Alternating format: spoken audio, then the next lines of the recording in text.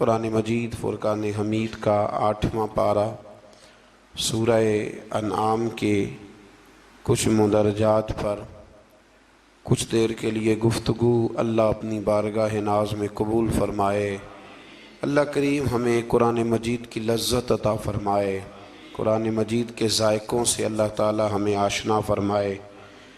کفار جو تھے وہ رسول اللہ صلی اللہ علیہ وسلم سے طرح طرح کے مطالبات کرتے تھے کہ ہم اس وقت ایمان لائیں گے جب فرشتے ہمارے پاس اتر کے آئیں گے، یا برزخ اور آخرت کے بارے میں جو باتیں آپ ہمیں بتاتے ہیں وہ ہمارے لوگ وہ کہا کرتے تھے کہ لوگ مر جائیں، مر کے زندہ ہوں، ہمیں آ کے بتائیں گے تو پھر ہم وہ باتیں مان لیں گے اور آپ کے دعووں کی تصدیق کریں گے۔ تو قرآن مجید کے 8ویں پارے کی پہلی آیات مبارکہ میں بالکل شروع میں اللہ نے فرمایا یہ تو دعوے جہالت پر مبنی ہے۔ یہ تو جہالت ہے نا کہ آپ کہیں کہ یہ سارا کچھ پہلے ہمیں کر کے دکھایا جائے۔ دیکھیں نا، برزخ اگر واضح کر دی جائے، قیامت پہلے ہی دکھا دی جائے تو پھر وہ قیامت تو نہ رہی۔ کہتے ہیں جی ہمیں پہلے دکھاؤ، کوئی مار کے آئے ہمیں آ کے بتائے تو پھر وہ دوسرا جہان کیسے رہا؟ تو اللہ کریم نے فرمایا یہ جہالت ہے اور نہ ماننے کے تمہارے بہانے ہیں۔ آپ غور فرمائے نا کہ ماں کے پیٹ میں 9 مہینے جو شخص رہتا ہے وہ کچھ بتانے کے قابل ہوتا ہے باہر آ کے؟ ایک جہان میں وہ رہا ہے نا، اس نے وقت گزارا ہے۔ تو یہ ان کا بالکل باطل اور جھوٹا دعویٰ تھا۔ اللہ کریم نے اسے جہالت قرار دیا ہے اور ہیلہ بازی قرار دیا ہے۔ آج بھی بہت سارے لوگ کہتے ہیں کہ اگر چیزیں کھل کے ہمارے سامنے آ جائیں تو ہم ماننے کو تیار ہیں۔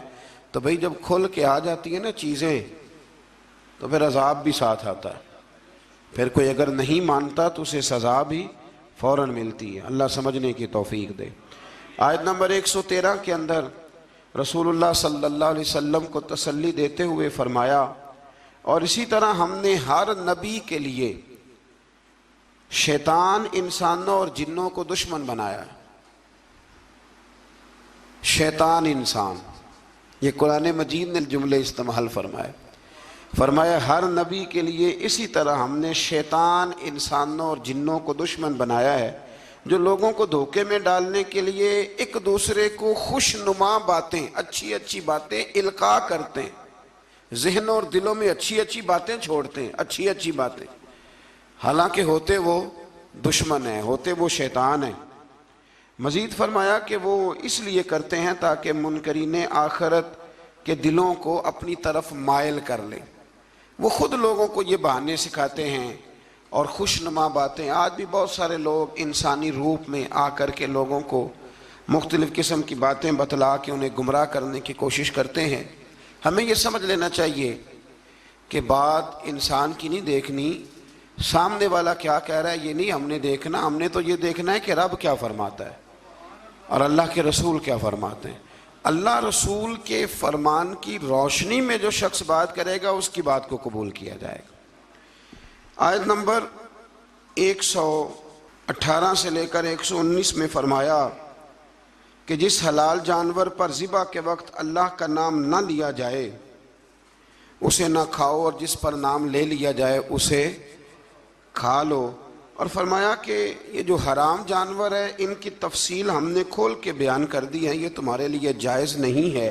ہاں، حالت اضطراری میں ایسی حالت آ جائے کہ اب مر جاؤ گے بغیر مردار کھائے تو اب تمہارے لیے وہ کھانا جائز ہو جائے گا۔ یہ جو مردار اور حرام ہوتا ہے یہ صرف اس وقت جائز ہوتا ہے جب بندہ مر رہا ہو، لیکن انسان بالکل تندرست ہو اور بالکل وہ ٹھیک ٹھاک ہو پھر بھی حرام کھائے تو یہ اس کے لیے درست نہیں ہے۔ یہ تو مرنے لگے کچھ نہ ملے تو تب اس کے لیے جائز ہے۔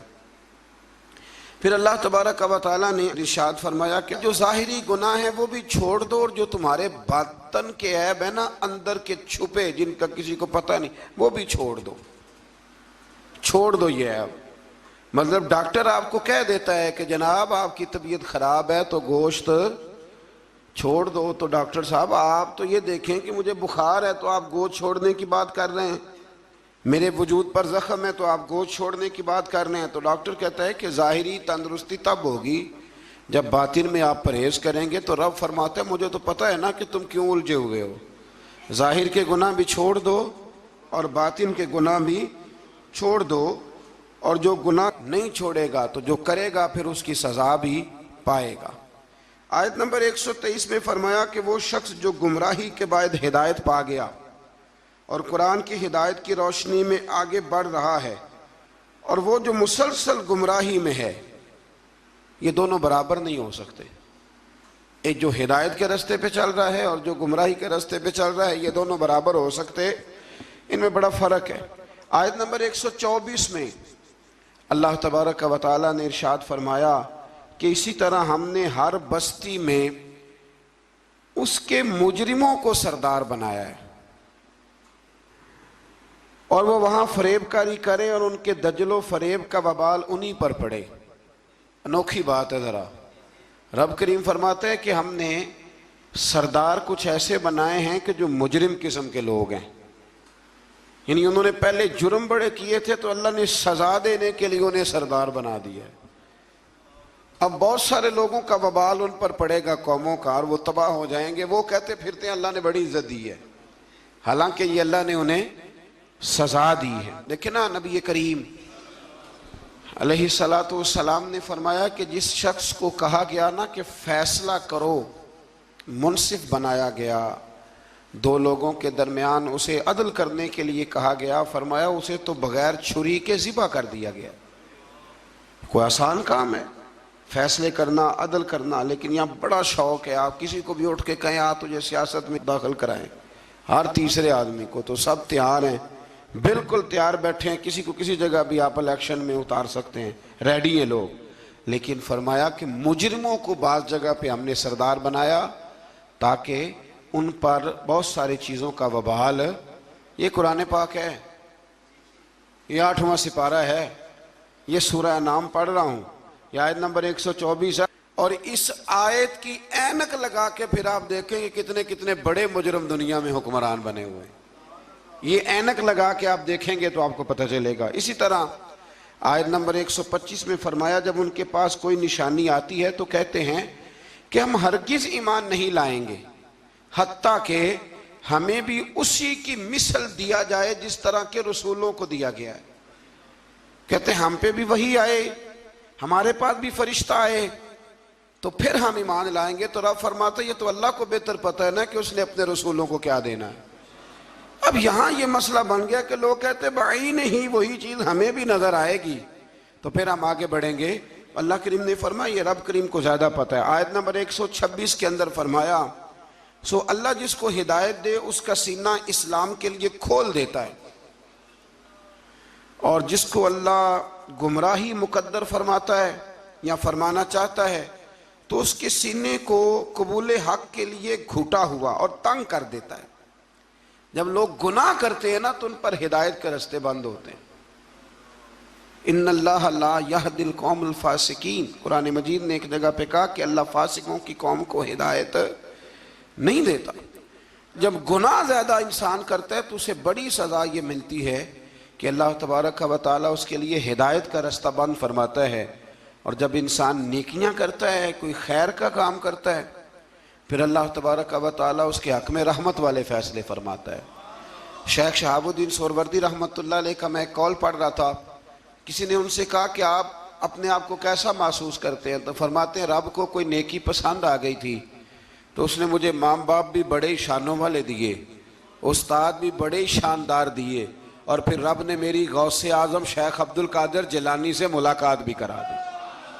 تو جب آپ کو نیکی کرتے ہیں تو پھر اللہ آپ کو اچھے اچھے رستے ہدایت کے عطا کرتا ہے۔ آیت نمبر 130 میں فرمایا اسی طرح بعض ظالموں پر بعض کو مسلط کر دیتے ہیں کیونکہ وہ معصیت کے کام کرتے ہیں۔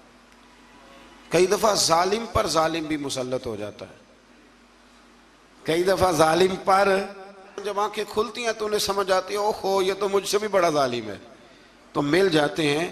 اللہ سچی توبہ کی توفیق عطا فرمائے۔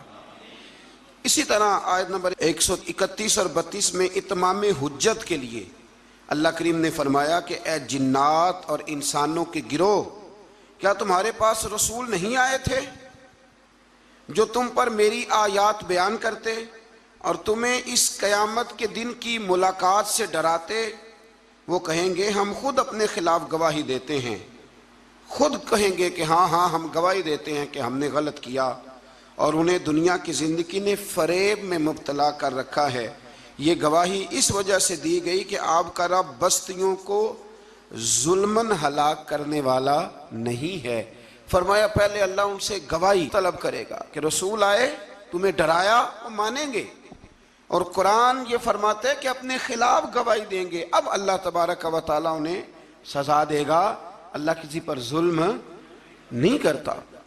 آیت نمبر 137 میں مشرکین عرب کی جہالت کا ذکر ہے۔ جو فصل اللہ تعالیٰ اگاتا ہے اور جو مویشی اللہ پیدا فرماتا ہے، ان میں اللہ تعالیٰ کے ساتھ بتوں کو شریک کرتے، بلکہ بتوں کے حصے کو ضروری اور مقدس سمجھتے۔ اسی طرح اولاد کو قتل کرنا بھی مشرکین کی جہالت ہے۔ آیت نمبر 140 اور 141 میں اس بات کا بیان ہے کہ کفار و مشرکین نے زمانہ جاہلیت میں اپنے جانوروں اور اپنے کھیتوں کو 3 حصوں میں تقسیم کر دیا تھا۔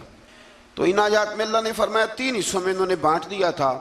وہ مویشی اور کھیت جن کے متعلق وہ کہتے تھے کہ ان سے نفع اٹھانا کسی شخص کے لیے جائز نہیں ہے، یہ ان کے باطل معبودوں اور بتوں کے لیے مخصوص ہیں، ان کو وہی شخص کھا سکتا ہے جس کو ہم کھلانا چاہیں، اور ان کو صرف وہی مرد کھا سکتے ہیں جو بتوں کی خدمت پر مامور ہوں۔ ایک پورا وہ ماحول بناتے تھے کہ یہ جی صرف وہ کھائیں گے جو بت خانے کے محافظ ہیں، اور کوئی نہیں کھا سکتے، عورتیں بھی نہیں کھا سکتی تھیں۔ اسی طرح بعض مویشیوں کو بتوں کے لیے خاص کر کے ان پر سوار ہونا اور سامان لادنا انہوں نے حرام کر دیا تھا کہ یہ جی ہمارے بت کے نام کا جانور ہے، نہ اس پر سامان رکھنا ہے اور نہ ہم نے اس کو کھانا ہے۔ اور بعض جانوروں پر وہ ذبح کے وقت اللہ کا نام ہی نہیں لیتے تھے، یعنی ان کو بتوں کے نام پہ ذبح کر کے ان کا استعمال ممنوع قرار دیتے تھے۔ قرآن نے بتایا کہ یہ ان کی خود ساختہ باتیں۔ ہمارے اندر یہاں فرق کرنا بڑا ضروری ہے۔ جب ہم کوئی جانور کسی مخصوص کام کے لیے مخصوص کرتے ہیں تو وہ دراصل اللہ کے لیے ہی ہوتا ہے۔ کسی بزرگ کو صرف اس کا اصحال ثواب ہو سکتا ہے، اس سے زیادہ اس کی کوئی حیثیت نہیں ہے۔ جس طرح آپ کہتے ہیں کہ ولیمے کے لیے بکرا رکھا ہوا ہے، عقیقے کے لیے رکھا ہوا ہے، ہاں کچھ باتیں غلط ہیں، وہ نہیں ہونی چاہیے۔ مجھ سے ایک دفعہ ایک دوست نے مسئلہ پوچھا کہ ہمارے گاؤں میں خواتین جو ہیں وہ 11 بیبیوں کی کہانی پڑھواتی ہیں، اور پھر وہ کچھ لڈو منگواتی ہیں، اور جب اس پر ختم دیتی ہیں تو وہ کہتی ہیں کہ یہ مرد نے نہیں کھانا۔ اللہ تعالیٰ سمجھنے کی توفیق عطا فرمائے۔ میں نے ویسے اس کو یہ جواب دیا تھا، میں نے کہا کہ بیویوں کو بتاؤ کہ لڈو مرد نے نہیں کھانے، حالانکہ بنائے مرد نے ہیں۔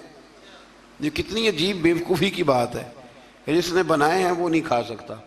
تو یہ اس قسم کی لایانی بے معنی باتیں نہیں ہونی چاہیے۔ عورتوں کو ہمیشہ یہ سمجھنا چاہیے کہ نہ تو وہ کسی کا معجزہ پڑھوا سکتی ہیں، نہ 10 بیویوں کی کہانی پڑھا سکتی ہیں۔ انہوں نے جب بھی پڑھانی ہے سورہ یاسین پڑھوانی ہے، سورہ رحمان پڑھوانی ہے، سورہ ملک کی تلاوت کرانی ہے، سورہ بقرہ پڑھانی ہے، قرآن مجید کو پڑھانا ہے۔ اور بڑا دل کرے کہ قرآن مجید کے بعد بھی ہم نے کچھ پڑھانا ہے تو پھر وہ میرے رسول اللہ پہ درود پاک پڑھوائیں، پھر نبی کریم کی ذات پر درود شریف پڑھائیں۔ آیت نمبر 142 سے لے کر 147 میں اللہ تعالیٰ نے پھلوں، کھیتوں، جانوروں کے ذریعے جو نعمتیں عطا کی تھیں ان کا ذکر فرمایا ہے، اور کہا ہے کہ اللہ تعالیٰ کی ان نعمتوں کو کھاؤ پر اسراف نہ کرو، فضول خرچی نہ کرو، اور شیطان کے نقش قدم پہ نہ چلو۔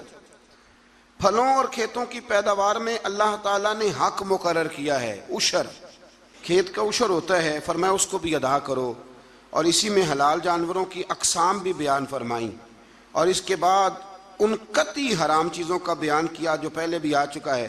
اور یہ بھی فرمایا کہ یہود کی سرکشی کی وجہ سے ناخنوں والے جانوروں اور گائے اور بکری کی چربی کو ان پر حرام قرار دیا گیا تھا، انہوں نے اسے پگھلایا اور فروخت کیا۔ فرمایا بعض لوگ نافرمانی کرتے ہیں تو اللہ ان پر بعض چیزوں کو حرام قرار دیتا ہے۔ جو رب کریم کی زمین پر اللہ کی رضا کے مطابق چلتے ہیں اللہ انہیں بڑی آسانی عطا فرماتا ہے۔ آپ یقین کریں کبھی جب ہم پڑھتے ہیں نا پرانی قوموں کے حالات اور ان کے معاملات اور پھر امت مسلمہ کو دیکھتے ہیں تو آپ یقین کریں اللہ تعالیٰ نے ہمیں بڑا ہی آسان دین عطا فرمایا، بڑی آسان شریعت اور بڑا میٹھا ٹھنڈا طریقہ دین پر عمل کرنے کا۔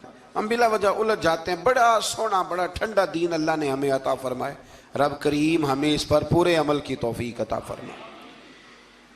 آیت نمبر 149 میں فرمایا کہ ہر دور کے منکرین جو انکار کرنے والے تھے ایک نفسیاتی حربے کو بیان کیا۔ وہ جو کچھ بھی کر رہے ہیں کہ یہ اللہ کی مشیت ہے، اگر وہ نہ چاہتا تو ہم یہ سب کچھ نہ کر پاتے۔ یہ اکثر لوگ کہتے ہیں کہ اگر اللہ نہ چاہتا تو ہم یہ کام نہ کرتے۔ یہ ایک نفسیاتی حربہ ہے کہ اللہ نے طاقت دی ہے نا جی، تو یہ ایک نفسیاتی، اس کا بیان اللہ کریم نے یہاں ان آیات مقدسہ میں فرمایا۔ در حقیقت بات یہ ہے کہ اللہ کی مشیت اور ہے اور اس کی رضا اور ہے۔ مثلا مجرم کو سزا دینا اس کی مشیت ہے، لیکن اس کی رضا میں ہے کہ کوئی اس کی نافرمانی نہ کرے۔ اگر سب کو جبری طور پر اطاعت کے رستے پر ڈالنا اللہ تعالیٰ کی مشیت ہوتی تو پھر کسی کی مجال نہ ہوتی کہ اس کا حکم نہ مانے۔ لیکن نا مشیت اور ہوتی ہے، رضا اور ہوتی ہے۔ اللہ کی یہ رضا نہیں کہ اس کے بندے دوزخ میں جائیں، لیکن اس نے قانون بنایا ہے کہ اگر تم نافرمانی کرو گے تو دوزخ میں، تو یہ رضا نہیں، یہ اللہ کی مشیت۔ تو یہ اللہ نے طاقت نہیں دی لوگوں کو، اس لیے نہیں دی تھی کہ وہ ظلم کریں، لیکن اگر انہوں نے ظلم کیا ہے تو اب انہیں سزا بھی ملے گی۔ تو یہ شخص نہ کوئی کہے کہ وہ اللہ کی دی ہوئی طاقت سے معاذ اللہ، یہ بہت سارے لوگ بیوقوفی والی باتیں کرتے ہیں۔ ایک دفعہ بزرگوں نے لکھا ہے کہ ایک شخص جو تھا وہ کسی کے باغ سے روز پھل توڑ کے کھا جایا کرتا تھا، تو مالک بڑا سیدھا سادہ تھا، تو مالک اس کو کہتا کہ بھئی تو روز میرے باغ سے پھل توڑ کے کھاتا ہے، تو وہ کہتا باغ بھی اللہ کا ہے، زمین بھی اللہ کی ہے، اور میں بندہ بھی اللہ کا ہوں۔ وہ چپ کر جاتا، سادہ آدمی تھا۔ بہت سارے لوگ کہتے ہیں نا جی آ کے، ایک صاحب مجھے کہنے لگے جی کل میرے ساتھ بڑا عجیب معاملہ ہوا، ایک بندے نے مجھے کہا تجھے قسم ہو اللہ کی جو جیب میں ہے سارا کچھ دے دے، اور میں نے کہا نہیں دینا چاہیے۔ تو وہ مجھے مشورہ دینے لگا، کہنے لگا حضرت جی اس نے اللہ کی قسم دی تھی۔ تو میں نے کہا مکان کتنے مرلے کا تیرا؟ کہنے لگا ہے 10 مرلے کا۔ کتنے کا ہے؟ کہنے لگا جی اللہ کا شکر ہے 60-70 لاکھ کا ہوگا۔ میں نے کہا ایک بندہ بلاؤں تجھے قسم دے تو اس کے نام رجسٹری کر دینا۔ کہنے لگے نہیں یہ نہیں ہو سکتا۔ تو میں نے کہا یہ کیسی کچی بات ہے کہ 500-700 کے لیے تجھے یاد ہے کہ یہ جائز ہے، لیکن وہ میرے دادا جی ایک بات کہا کرتے تھے، وہ دیہاتی لوگ ہوتے تھے تو دیہات کی مثالیں کئی دفعہ بڑی یاد رہ جاتی تھی۔ وہ کہا کرتے تھے کہ دودھ میں اور لسی میں مکھی گر جائے تو عورتیں اسے پھینک دیتی ہیں، لیکن اگر مکھن میں گر جائے نا تو پھر اس کو پھینکتی نہیں بلکہ مکھی نکال لیتی، کیونکہ گھی مہنگا ہوتا ہے نا تو لسی سستی ہوتی ہے۔ تو آپ چیزوں کو سمجھیں کہ ہمارا رویہ بڑا عجیب ہے معاملات کو سمجھنے کے حوالے سے۔ وہ بندہ بھی کہتا کہ جناب یہ پھل بھی اللہ کے تو باغ بھی اللہ کا تو میں بندہ بھی اللہ کا۔ بھولا آدمی تھا بیچارہ، چپ کر جاتا، کہتا تو ٹھیک ہے نا، کی پنجابی چاکی دا سی لبی شے خدا دی نہ تیلے دی، ختم ہو گئی بات۔ حالانکہ وہ کسی کی ہوتی ہے، تیلے پا دی کیوں نہیں ہوندی جی، وہ کسی دی حیثیت تانڈی کی ہے نا، لیکن بس ہمارا ذوق بن جاتا ہے کہ قابو آ گئی ہے تو قابو کرو معاذ اللہ۔ تو وہ بیچارہ بڑا پریشان تھا۔ تو ایک دن اس نے نا اپنے ایک شہر کے عالم سے بات کی، اس نے کہا کہ جناب وہ میرے ساتھ تو بڑی مصیبت بن گئی ہے، وہ روز پھل توڑ کے لے جاتا ہے اور کہتا ہے زمین بھی اللہ کی، باغ بھی اللہ کا، کھانے والا بندہ بھی اللہ کا۔ تو عالم کہنے لگے میں بھی تمہیں نسخہ دیتا ہوں، کل اس پہ استعمال کرنا۔ میں کہا ٹھیک ہے جی۔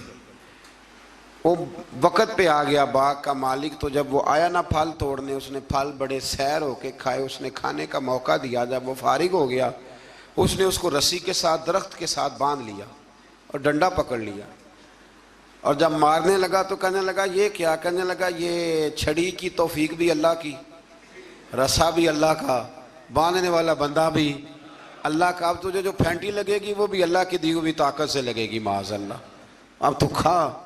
وہ کہنے لگا معاف کر دو، آج کے بعد یہ کام نہیں کروں گا۔ تو کہتے ہیں جی مشیت ہے جی اللہ کی، اللہ نہ کرتا معاذ اللہ تو ہم، تو یہ ایک نفسیاتی جھوٹ ہے، اس کو آپ سمجھ لیں، آپ اس پر غور فرمائیں۔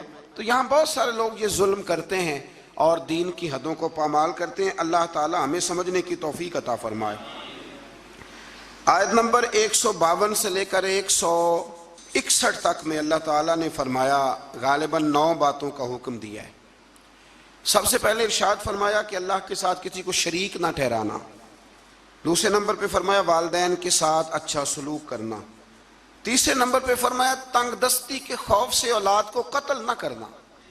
اب تو بڑے بڑے لوگ عالم فاضل ہو کے کہتے ہیں بچے تھوڑے پیدا کرو، حالانکہ میرے نبی کریم علیہ السلام نے فرمایا اس عورت سے نکاح کرنا جو محبت زیادہ کرنے والی ہو اور بچے زیادہ پیدا کرنے والی ہو۔ تو یہاں معیار کیا ہے؟ تنگ دستی کے خوف سے اولاد کو قتل نہ کرو، اور فرمایا ظاہری اور چھپی ہوئی ہر قسم کی فحاشی سے بچو، اور نمبر 5 پہ فرمایا قتل ناحق نہ کرو، نمبر 6 پہ فرمایا یتیم کا مال ناجائز طریقے سے نہ کھاؤ، اور نمبر 7 فرمایا لین دین میں ناپ تول پورا کرو، 8 پہ فرمایا بلا تمیز سب کے ساتھ انصاف کرو، اور نمبر 9 میں ارشاد فرمایا کہ اللہ کے ساتھ کیے ہوئے وعدے کی پاسداری بھی کرو۔ تو اللہ تبارک و تعالیٰ نے ان 9 چیزوں کو بیان کیا، اور سمجھ لیں یہ خلاصہ بیان کیا میرے رب کریم نے، یہ پورے دین کا خلاصہ ہے۔ اور یہ ساری چیزیں بیان کرنے کے بعد ارشاد فرمایا کہ یہی سیدھا راستہ ہے، گروہ بندی چھوڑ کر اسی راستے کی پیروی کرو، اور کتاب الہی کے احکام کو ملحوظ خاطر رکھو، اور جو لوگ ایمان لانے کے لیے نشانیاں طلب کرتے ہیں ان کے پاس فرشتے آئیں یا اللہ تعالیٰ خود آئے یا اس کی کوئی نشانی آئے، قرآن نے بتایا کہ جس دن عالم غیب کی نشانیاں آئیں گی تو پھر ان منکرین کے لیے ایمان لانا بھی نفع بخش نہ ہوگا۔ جو دیکھ کر کلمہ پڑھے گا فرعون کی طرح، اس کا کلمہ پھر قابل قبول نہیں ہوگا۔ یہ تو قابل قبول تب ہی ہے کہ یؤمنون بالغیب، کہ تو بغیر دیکھے ایمان لے آ۔ اور یہ بھی فرمایا کہ اے رسول جنہوں نے دین کو گروہوں میں بانٹ دیا ہے آپ کا ان سے کوئی تعلق نہیں ہے، جنہوں نے بانٹ دیا اللہ تبارک و تعالیٰ کے دین کو، یہودیوں نے عیسائیوں نے تقسیم کر دیا۔ آیت کے اندر اللہ تبارک و تعالیٰ نے حقیقت ایمان، روح ایمان اور مسلمانوں کے مقصد حیات کو بیان فرمایا۔ یہ آیت پورے دین کا لب لباب ہے، نماز، روزہ، حج، زکوٰۃ، وضو، غسل، صدقات، خیرات، عبادات، ان سب کا نچوڑ ہے۔ فرمایا کل اے محبوب فرما دے، جو بڑی پیاری باتیں تھیں وہ اللہ نے محبوب سے کل کہہ کے سنی ہے۔ کہا محبوب ذرا کہو کیا، ان صلاتی و نسکی و محیای و مماتی للہ رب العالمین۔ فرمایا محبوب فرما دیجئے کہ بے شک میری نماز، میری قربانیاں، میرا دنیا میں ظاہری طور پہ رہنا یا میرا پردہ کر جانا سب اس رب کے لیے ہے جو تمام جہانوں کے پالنے والا ہے۔ یہ لب لباب ہے۔ حضرت مجدد الفسانی رحمۃ اللہ علیہ فرمایا کرتے تھے 3 چیزوں کا نام دین ہے، علم، علم پر عمل، اور عمل میں اخلاص، ریاکاری نہ ہو۔ فرمایا 3 کام کر لے تیرا دین مکمل ہو جائے گا۔ ختم ہو گئی بات۔ آگے پھر سورہ اعراف شروع ہوتی ہے۔ اعراف کے معنی بلندی کے ہیں، اس کا معنی جاننا اور پہچاننا بھی ہے۔ اصحاب اعراف کے بارے میں ایک قول تو یہ ہے کہ ان کی نیکیاں اور گناہ برابر ہوں گے، ان کا مقام جنت اور دوزخ کے درمیان ہوگا۔ یہاں یہ وہ لوگ ہیں جو اہل جنت اور اہل جہنم کو پہچاننے والے ہوں گے۔ یہ اعراف والے نا، ایک جنتی ایک جہنمی، اور درمیان میں اعراف، یعنی جس کی ایک گناہ زیادہ ہو گئے تو جہنم میں گیا، اور جس کی نیکیاں زیادہ ہو گئی اللہ کے فضل سے وہ تو جو کچھ برابر برابر والے ہیں ان کے لیے مقام اعراف ہے، ان کے لیے مقام اعراف ہے۔ اور کچھ نے لکھا ہے نہیں یہ تو بلند مقام ہے، یہاں تو اللہ فرشتوں اور نبیوں کو جگہ عطا فرمائے گا۔ بعض مفسرین نے یہ قول بھی بیان فرمایا۔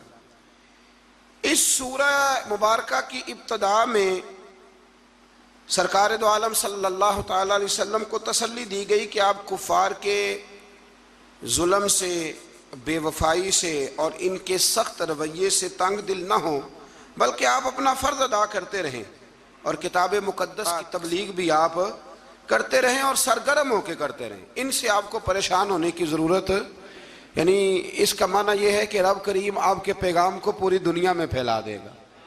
گھوڑا جب دوڑتا رہتا ہے تو وہ اپنی منزل تک پہنچ جاتا ہے، لیکن جو جھاڑیاں اس کے پیروں کو لگتی ہیں وہ لگتی تو ہیں، لیکن اگر وہ چلتا رہے تو وہ نیچے ہی رہ جاتی ہیں۔ تو یہ نبی پاک کے وسیلے سے مجھے تو یوں لگتا ہے رب نے ہمیں سمجھایا ہے کہ تم نہ اپنا کام کرتے رہو، کسی کے سخت رویے کو ملحوظ خاطر لانے کی کوئی ضرورت ہے۔ اس سے آگے آیت نمبر 5 کے اندر اللہ کریم نے بتایا ہے کہ بعض بستیوں میں دوپہر کو سوتے ہوئے عذاب آیا، اور جب عذاب آیا تو پھر ان کے مکینوں نے اقرار کیا کہ ہاں ہم ظالم ہیں، یہ ہمارے ظلم کی وجہ سے آیا۔ قیامت کے دن اعمال کا وزن کیا جانا حق ہے، وزن کیا جائے۔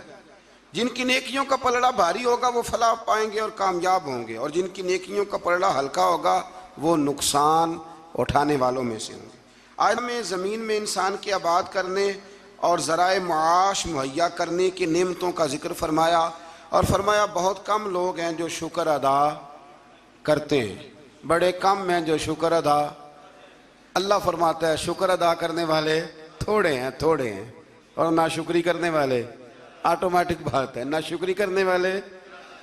اچھا وہ کبھی کبھی میں سوچتا ہوں کہ کبھی رجیا بندہ ملے نا، کوئی پیسے ہیں تو پاکستان میں جو لوگ دنیا کے مالداروں میں شامل ہو گئے ہیں نا، پاکستان کے نہیں، ایشیا کے نہیں، دنیا کے مالداروں میں، ان کے کاروبار بھی ابھی جاری ہیں، اور ابھی تو انہوں نے جھاڑو پکڑا ہوا ہے پیسے جمع کرنے کا، سیر ہونے کا کوئی جگہ کوئی مقام۔ آپ یقین کریں، ایک مشورہ چھوٹا سا، اس پہ عمل کر کے دیکھیں، کبھی نہ زندگی میں کبھی اللہ کی رضا کے لیے تھوڑی دیر کے لیے پیسوں کے دولت کے چکر سے نکل کے بھی دیکھیں، فقط شکر والا ذہن بنائیں۔ یعنی میری رائے یہ ہے کہ رمضان المبارک الحمدللہ 2 دن رہ گئے پہلا عشرہ ختم ہونے میں، یہ 2 دن پورے، صرف 2 دن، زیادہ کی طلب نہیں کرنی، بس جتنے پچھلے ملے ان پہ صرف شکر ہی کرنا ہے۔ اور بھائی سنو، فضل کی طلب تو ہر وقت کرنی ہے، لیکن پچھلے کا شکر ادا کریں۔ لَإِن شَكَرْتُمْ لَأَزِيدَنَّكُمْ، شکر کرنے سے نعمتیں محفوظ ہو جاتی ہیں اور اللہ ان میں اضافہ فرما دیتا ہے۔ اللہ سمجھنے کی توفیق عطا فرمائے۔ آیت نمبر 12 سے لے کر 28 تک پھر حضرت آدم علیہ السلام اور جناب حوا کا واقعہ، پھر شیطان کی وہ ساری بات۔ یہ واقعہ قرآن پاک میں کم و بیش 7 جگہ پہ بیان ہوا ہے۔ یہاں بھی بیان کیا گیا کہ اللہ تعالیٰ نے اس کو کہا سجدہ کر، پر اس نے سجدہ نہ کیا، اور نہ کرنے کے بعد پھر اس نے یہ کیا کہ حضرت آدم علیہ السلام کے پاس گیا اور ان سے بھی اجتہادی خطا کرائی۔ میں جو لفظ بول رہا ہوں اس پر غور کریں، اجتہادی خطا، یہ لفظ آپ نے یاد رکھنا ہے۔ یہ حضور نے فرمایا کہ مجتہد جو ہوتا ہے نا، جو بالغ نظر ہوتے ہیں لوگ، جن کی پوری نظر ہوتی ہے معاملات پہ، وہ اگر کبھی بھول جاتے ہیں تو اس کا مطلب ہے کہ وہ چیزوں کو سمجھنے میں کسی جگہ ان سے اگر بھول ہو گئی تو اللہ اسے ان کی سزا نہیں دیتا، بلکہ وہ ایک اجتہادی خطا ہے، خلاف اولا ہے۔ یہ کام حضرت آدم علیہ السلام سے بھی ہو گیا۔ وہ شیطان نے پھر جا کے ان سے کہا، جب وہ جنت میں چلے گئے تو ان سے جا کے کہنے لگا کہ آپ اگر جس درخت کا پھل کھانے سے اللہ نے روکا ہے، اگر آپ کھا لیں گے نا تو آپ حیات میں لگی، کبھی مریں گے نہیں۔ تو پھر وہ پھل انہوں نے کھا لیا۔ پھر آپ اس واقعے کی تفصیلات کو جانتے ہیں۔ ان آیات میں اللہ کریم نے بالخصوص یہ ذکر فرمایا ہے کہ پھر شیطان نے رب کریم سے کہا کہ مجھے مہلت دے تاکہ میں تیرے بندوں کو گمراہ کروں۔ اللہ نے اسے مہلت عطا کی۔ کب تک مہلت دی؟ اللہ تبارک و تعالی نے قیامت تک کے لیے مہلت عطا کی۔ تو میرے بھائی، شیطان مہلت لے کے آیا گمراہ کرنے۔ اب وہ تو آیا تھا گمراہ کرنے، تو اگر ہم اسے پکی دوستی کر لیں، یارانہ ہی کر لیں، ہم اس کو پہچانے ہی نہ اپنے دشمن کو۔ اور قرآن نے درجنوں جگہ پہ کہا کہ صرف دشمن نہیں، تمہارا کھلا ہوا دشمن ہے، اعلانیہ دشمنی کرتا ہے، اسے پہچانیں، اس کا خیال کریں، اس پر توجہ کریں۔ ہم ایسے بزرگوں کو بھی جانتے ہیں کہ جن کو شیطان سمجھتا تھا کہ ان پر ہمارا داؤ نہیں چل سکتا، سمجھتا تھا وہ، اور کچھ رب کے بندے ایسے جن سے ویسے ہی بھاگ جاتا ہے۔ حضور نے فرمایا میرا عمر جس گلی سے گزرے شیطان رستہ ہی بدل جاتا ہے۔ لیکن نا 2 قسم کے لوگ ہیں، جن کو آپ خوش آمدید کہہ کے گلے لگاتے ہیں، اور کچھ ایسے ہیں جو آپ کو دیکھ کے رستہ بدل جاتے ہیں۔ میں کبھی کبھی بڑا خوش ہوتا ہوں، محلے کی کسی گلی سے گزرتا ہوں تو کسی بچے نے اونچی آواز کر کے ڈیک لگایا ہو تو چھوٹی کر دیتا ہے یا بند کر دیتا ہے، بلکہ کئی دفعہ بڑا لطف آتا ہے کہ وہ بچہ بند کر رہا ہے تو دوسرا اسے کہہ رہا ہے کی تکلیف ہے، کیوں بند کر رہا ہے؟ تو کہتا پیر صاحب گزر رہے ہیں، تھوڑی دیر ٹھہر جا۔ تو الحمدللہ تعالی ہم نے کیا کر لینا ہے، نہ بھی وہ کرے تو یہاں تو اپنے بچوں پہ اللہ ماشاءاللہ کم زور چلتا ہے لوگوں کا، تو پھر دوسرے کا بچہ حیا کرے۔ تو کچھ چیزیں ایسی ہوتی ہیں جن کی وجہ سے شیطان کو قابو کیا جا سکتا ہے۔ آیت نمبر 24 میں اللہ تعالیٰ نے بیان فرمایا ہے کہ پھر انہیں جنت سے زمین پہ اتارا گیا اور مقررہ مدت تک کے لیے یہاں رہنا ٹھہرایا گیا۔ پھر اللہ تعالیٰ نے مقصد لباس بیان کیا ہے کہ لباس پہننے کا کیا مقصد ہے۔ فرمایا ہم نے بنی آدم پر لباس اس لیے اتارا ہے کہ ان کی ستر پوشی ہو، ستر پوشی، پردہ ہو اور سامان زینت ہو، اچھے لگے لباس پہن۔ اور سب سے بہتر لباس تقوی کا لباس ہے، اس سے بندے کی زیادہ پردہ پوشی ہوتی۔ پھر بنی آدم کو متنبہ کیا گیا کہ شیطان کے مکر و فریب میں نہ آئیں، اس کو یہ ملکہ دیا گیا ہے کہ وہ تمہیں ہر جہت سے دیکھ لیتا ہے۔ اللہ تعالیٰ نے لباس پردے کے لیے دیا ہے اور زینت کے لیے دیا ہے۔ تو اگر کوئی لباس اس طرح کا پہنے جس سے پردہ ہی نہ ہو رہا ہو، پھر اس کا مطلب ہے وہ لباس کے مقصد کو نہیں سمجھا۔ کھلا لباس پہنے، چست لباس نہ پہنے، وسیع لباس پہنے جس سے آپ کو بہت ساری چیزیں سمیٹنے کا موقع ملے۔ گرمیاں شدید آئیں گی تو بہت سارے نوجوان شارٹ نکریں پہن کے وہ گھومیں گے، انہیں ڈرنا چاہیے اللہ تعالیٰ سے۔ میں پوچھتا ہوں کئی دفعہ بچوں سے کہ یہ تھوڑا سا جو آپ نے پاجامہ کاٹ لیا ہے تو اس سے کس قدر زیادہ آپ کی گرمی ختم ہو گئی ہے۔ سمجھے چیزوں کو، مطلب ہم جان بوجھ کے اس کام کی طرف لپکتے ہیں کہ جو کام بڑا ہی ناپسندیدہ ہے۔ اللہ تعالیٰ ہمیں سمجھنے کی توفیق عطا فرمائے۔ آیت نمبر 32 و 33 میں فرمایا کہ اے بنی آدم، ہر عبادت کے وقت لباس زینت کو اختیار کرو اور اسراف سے بچتے رہو۔ اسراف سے بچتے ہوئے اللہ تعالیٰ کی نعمتوں سے استفادہ کرو۔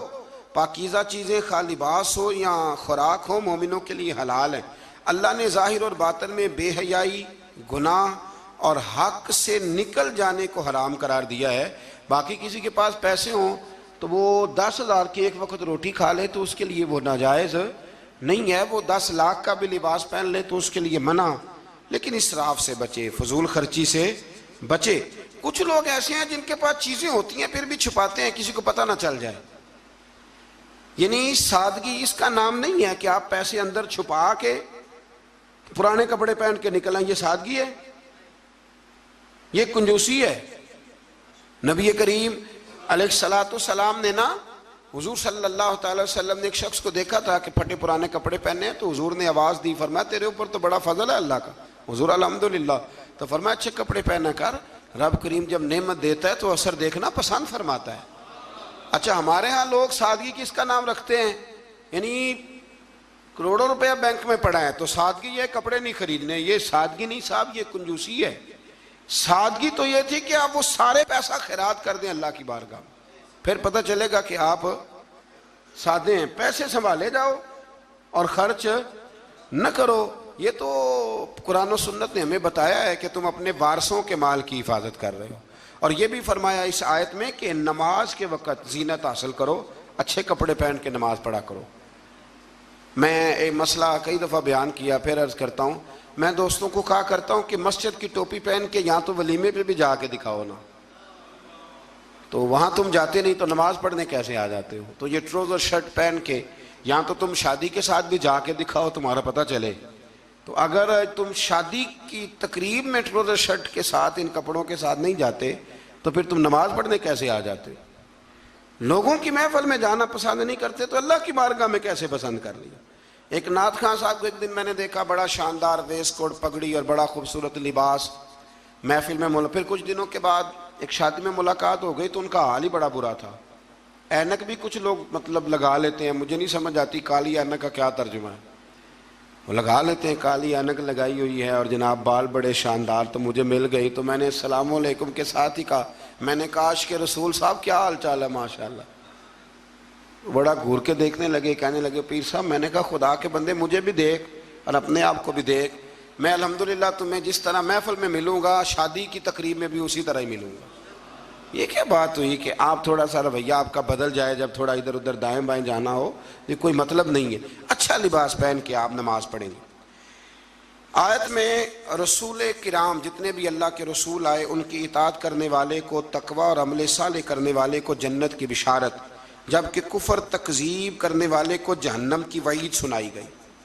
آیت نے فرمایا کہ اللہ تعالیٰ کی آیات کو جھٹلانے والے اور تکبر کرنے والوں کے لیے آسمان کے دروازے نہیں کھولے جائیں گے، اللہ اکبر، اور نہ ہی وہ جنت میں داخل کیے جائیں گے۔ آیت نمبر 44 میں فرمایا اللہ تعالیٰ نے اہل جنت کے دلوں سے کینہ نکال دیا ہے۔ وہ ہدایت پانے والے اللہ کا شکر ادا کرتے ہیں کیونکہ اسی کے فضل سے ہدایت ملتی ہے۔ جنتیوں کے دلوں میں کینہ، تو نیچے دیکھ کے خیال کر لیں، اگر تو کسی کا کینہ نہیں تو انشاءاللہ جنتی ہے، اور اگر کوئی رولا ہے تو پھر بھی میں فتویٰ نہیں دیتا، صرف یہ مشورہ دیتا ہوں کہ رولا دور کر لو، وہ جو اندر معاملہ ہے اس معاملے کو ختم کر لو۔ اللہ سمجھنے کی توفیق عطا فرمائے۔ آیت نمبر 45 کے اور اس کے بعد کی آیات میں فرمایا اللہ تعالیٰ نے کہ آخرت میں جنتی جہنمیوں کو پکاریں گے کہ ہم نے تو اپنے رب کے وعدے کو سچا پایا ہے، بتاؤ تم نے کیسے پایا؟ جنتی جہنمیوں سے پوچھیں گے۔ تو ان دونوں کے درمیان سے ایک پکارنے والا پکارے گا کہ ظالموں پر اللہ کی لعنت ہو۔ مزید فرمایا کہ جنتیوں اور جہنمیوں کے درمیان حجاب ہوگا، اور اہل اعراف دونوں گروہوں کو ان کی نشانیوں سے پہچانیں گے، اور جنتیوں کو سلام کریں گے اور جہنمیوں سے کہیں گے کہ تمہاری جماعت اور تمہارا تکبر، تمہاری جماعت، وہ جس جماعت کے تم لیڈر تھے، سربراہ تھے، جس برادری کے تم چیئرمین تھے، تمہاری جماعت اور تمہارا تکبر آج تمہارے کسی کام نہ آیا۔ جہنمی جنتیوں سے استدعا کریں گے، گزارش کریں گے کہ ہم پر تھوڑا سا پانی انڈیل دو، تھوڑا سا انڈیل دو، اور جو نعمتیں تمہیں عطا ہوئی ہیں ان میں سے تھوڑا سا ہمیں بھی دے دو۔ مگر اللہ تعالیٰ نے فرمایا کہ یہ چیزیں کافروں پر حرام ہیں، ان کے لیے ہیں ہی نہیں۔ اور جن لوگوں نے دین کو کھیل تماشا سمجھ رکھا ہے، اللہ ان سے فرمائے گا جس طرح تم نے قیامت کے دن کو فراموش کر رکھا تھا، آج ہم تمہیں نظر انداز کر دیتے۔ آیت میں اللہ تعالیٰ کی قدرت کی نشانیوں کا بیان فرمایا، اور اس کے بعد فرمایا اپنے رب کو گڑ گڑا کر چپ کے اس کے عذاب سے ڈرتے رہو، یعنی اپنے رب کو جب پکارو تو گڑ گڑا کے پکارو اور اس کے عذاب سے ڈرتے رہو، اس کی رحمت کے یقین رکھتے ہوئے، اور زمین میں اصلاح کے بعد فساد۔ آیت کے اندر اللہ تعالیٰ نے باران رحمت یعنی بارش کے نظام کے بارے میں بتایا کہ اس کی حکم سے ہوائیں پانی سے بھرے ہوئے بادلوں کو چلا کر لے جاتی ہیں اور بنجر زمین پر برسا کر اس میں اللہ کی نعمتیں پیدا کر دیتی ہیں۔ سبحان اللہ۔ فرمایا ہوائیں بھی میں ہی چلاتا ہوں، بارشیں بھی میں ہی برساتا ہوں، اور تمہاری بنجر زمین کو آباد بھی میں ہی کرتا ہوں۔ تم آتے ہو تو فصل باندھ کے نکل جاتے ہو، پھر کو کہنا عشر دے دو تو کہتا ہے خرچے نہیں پورے ہوندے، پھر سب ادھر الجھ جاتے۔ اسی طرح مردوں کو دوبارہ زندہ فرمائے گا۔ پھر فرمایا کہ اچھی زمین اللہ کے حکم سے سبزہ اگاتی ہے اور خراب زمین باغ و بہار نہیں لاتی۔ یہ مثالیں دے کے قرآن یہ بتاتا ہے کہ انسان کے دل و دماغ کی زمین کا حال بھی ایسا ہی ہے، یعنی پاکیزہ دل و دماغ میں ایمان قرار پاتا ہے اور اعمال کے ثمرات پیدا ہوتے ہیں، جبکہ خبیث دل و دماغ میں خیر کے پھل اور پھول پیدا نہیں ہوتے۔ کہتے ہیں جی میں تو بڑا عرصہ رہا ہوں پر مجھے تو وہاں سے کچھ نہیں ملا، تو اگر آپ پلستر کرا کے گئے ہوں دل پہ سیمنٹ کا تو پھر کیسے ملے گا؟ کچھ ایسے بھی ہوتے ہیں، کوئی آیا اور لے کے چلا گیا۔ ہاں، زمین سرسبز و شاداب ہونی چاہیے۔ ابو جال نے نا پکی چپس کرائی تھی، اوپر ٹائلیں لگوائی ہوئی تھی، تو سامنے آیتیں آتی رہیں پر اسے کوئی اثر نہ ہوا۔ خواجہ اویس کرنی نے دیکھا بھی نہیں، زیارت بھی نہیں کی، تو میرے رسول پاک نے فرمایا عمر جبہ لے جانا، شاباشی بھی دینا، جبہ بھی دینا، اور اسے کہنا میری امت کے لیے دعا بھی کرے۔ تو سمجھ لیں چیزوں کو کہ اندر کا بھی تھوڑا سا نا لحاظ رکھیں۔ اللہ سمجھنے کی توفیق عطا فرما۔ آیت نمبر 60 میں حضرت نوح علیہ السلام اور ان کی قوم کے حالات بیان کیے گئے کہ ان کی قوم کے سرداروں نے کہا کہ معاذ اللہ آپ تو کھلی گمراہی پہ ہیں۔ سردار نبی کو کہہ رہے ہیں کہ آپ گمراہ ہو گئے، سردار نبی کو۔ اگر حضرت نوح کی قوم کے سردار نبی کو کہہ سکتے ہیں کہ تم گمراہ ہو گئے، تو اگر آج کے سردار کسی مولوی کو کہہ دیں تو ان کو کوئی ٹینشن لینے کی ضرورت، یہ سرداروں کا طریقہ پرانا چلا آ رہا ہے، کہہ دیتے ہیں۔ حضرت نوح علیہ السلام نے فرمایا میں تو اللہ کا رسول ہوں اور میرا کام تمہاری خیر خواہی ہے اور تم تک دعوت حق کو پہنچانا ہے۔ اس کے بعد قوم نوح کی تکذیب، طوفان نوح اور نوح علیہ السلام اور ان کے ساتھ کشتی میں سوار افراد کے سوا سب کے غرق ہونے کا ذکر بھی اللہ تعالیٰ نے بیان فرمایا۔ پھر آیت نمبر 66 میں حضرت ہود علیہ السلام اور ان کی قوم عاد کا ذکر ہے۔ قوم عاد نے بھی اللہ کے نبی پر طعن کیا معاذ اللہ، اور کہا کہ آپ حماقت میں مبتلا ہیں معاذ اللہ، آپ تو احمق ہیں معاذ اللہ ثم معاذ اللہ، نقل کفر نہ باشا۔ پھر ہود علیہ السلام نے اپنی قوم کو وہی جواب دیا جو نوح علیہ السلام نے اپنی قوم کو دیا تھا۔ حضرت ہود نے قوم عاد کو انعامات الہیہ کا شکر ادا کرنے کی تلقین کی، انہوں نے انکار کر دیا، چنانچہ ان پر اللہ کا عذاب اور غضب نازل ہوا۔ آیات الہی کو جھٹلانے والوں کا اللہ تعالیٰ نے دنیا سے صفائی فرما دیا، ختم ہی ہو گئی حضرت ہود کی قوم۔ پھر حضرت صالح علیہ السلام اور ان کی قوم سمود کا ذکر ہے۔ قوم سمود کے مطالبے پر اللہ تعالیٰ نے حضرت صالح کو معجزے کے طور پر چٹان سے حاملہ اونٹنی، یہ بھی انوکھی بات ہے، چٹان سے اونٹنی نکلی اور نکلی بھی حاملہ۔ حاملہ اونٹنی کو پیدا کیا اور انہیں حکم دیا کہ اسے چرنے کے لیے آزاد چھوڑ دیا جائے۔ قوم سمود کے لوگ بڑے طاقتور تھے، یہ نرم زمین میں محلات بناتے اور پہاڑوں کو تراش کر ان میں گھر بناتے تھے، اتنی اللہ نے قوت دی تھی، گویا ان کو اپنی طاقت پر بڑا ناز تھا۔ پھر قوم سمود نے اللہ کے حکم کی نافرمانی کی اور اونٹنی کی کونچیں کاٹ ڈالی۔ اللہ تعالیٰ نے ان کی سرکشی کی سزا اس طرح دی کہ ان پر رات کو زلزلے کا عذاب آیا، اور صبح وہ اپنے گھروں میں اوندے منہ الٹے منہ مرے ہوئے پڑے تھے۔ اگر کوئی ناقت اللہ، سننا میری بات، کوئی ناقت اللہ کی اونٹنی کی بے ادبی کرے تو اوندا ہو جاتا ہے، تو جو ولی اللہ کی بے ادبی کرے، رب فرماتا ہے میرا اس کے خلاف پھر اعلان جنگ ہے۔ آیت نمبر 81 میں حضرت لوط علیہ السلام اور ان کی قوم کا ذکر ہے کہ وہ بے حیائی میں اپنے زمانے کے سب لوگوں پر سبقت لے گئے، اپنی جنسی خواہش کو غیر فطری طریقے سے پورا کرتے تھے۔ اس کی تفصیل ہے، یہاں وقت نہیں ہے۔ اصل میں یہ جو قوم تھی نا، ان کے پاس باغات تھے بڑے سرسبز و شاداب، تو مہمان بڑے آتے تھے، تو ان کی خواہش تھی کہ مہمان نہ آئیں، بہت زیادہ لوگ آتے تھے، حالانکہ مہمان تو اللہ تعالیٰ کی رحمت ہوتا ہے۔ تو شیطان نے پھر انہیں ایک طریقہ بتلایا، مہمان آتے تو یہ معاذ اللہ مردوں کے ساتھ بدفعلی کرتے، شیطان نے انہیں یہ طریقہ بتلایا، غیر فطری طریقے سے اپنی جنسی خواہش کو پورا کرتے۔ جب اللہ تعالیٰ کے نبی عذاب کا ڈر سناتے تو حضرت لوط علیہ السلام کا مذاق اڑاتے، بالآخر اللہ تعالیٰ نے ان پر عذاب نازل کیا، اور یہ لواطت، مرد کا مرد سے بدکاری کرنا، اس کی سزا اللہ نے یہ دی کہ آسمان سے پتھر برسائے، اور اس طرح ان کا نام و نشان مٹا دیا، یہاں تک کہ لوط علیہ السلام کی وہ بیوی جو قوم میں لوط کی ہم خیال تھی، وہ بھی عذاب سے نہ بچ سکی۔ اور صرف حضرت لوط علیہ السلام اور ان کے ساتھ قبیلے کے جو چند نیک لوگ تھے وہ بچے۔ میں نے ایک دفعہ پہلے بھی بات بیان کی تھی، پھر ایک عرض کرتا ہوں، کبھی کبھی نا نوجوان جب موٹر سائیکلوں پہ اکٹھے بیٹھے ہوتے ہیں، یہ قرآن ہے نا جی، یہ کوئی بے حیائی کی بات نہیں، یہ قرآن ہے۔ قرآن اگر اس بات کو بیان کرتا ہے تو اس کا مطلب ہے یہ ضروری کام ہے۔ تو میں جب ان کو دیکھتا ہوں تو کئی دفعہ دل کو بڑی اذیت پہنچتی ہے کہ مطلب سر عام بچے شرارتیں کرتے ہیں اور ایسی غیر اخلاقی حرکتیں کرتے ہیں کہ جو پڑھے لکھے سمجھدار نوجوانوں کو زیب نہیں دیتی۔ ان کو سمجھنا چاہیے، خیال کرنا چاہیے۔ میں نے پہلے بھی ایک دفعہ کہا تھا، لیکن مسئلہ بتانا میری ذمہ داری ہے، بغیر داڑھی کے جو خوبصورت لڑکا ہوتا ہے اسے امرد کہا گیا، امرد، یعنی اس کا حکم اسی طرح جس طرح آپ کسی عورت کو بے پردہ دیکھتے، وہ امرد ہے بغیر داڑھی۔ اور حضرت سیدنا حسن بصری کے پاس ایک نوجوان آیا تو وہ رو پڑا، آپ نے فرمایا کیوں روتے ہو؟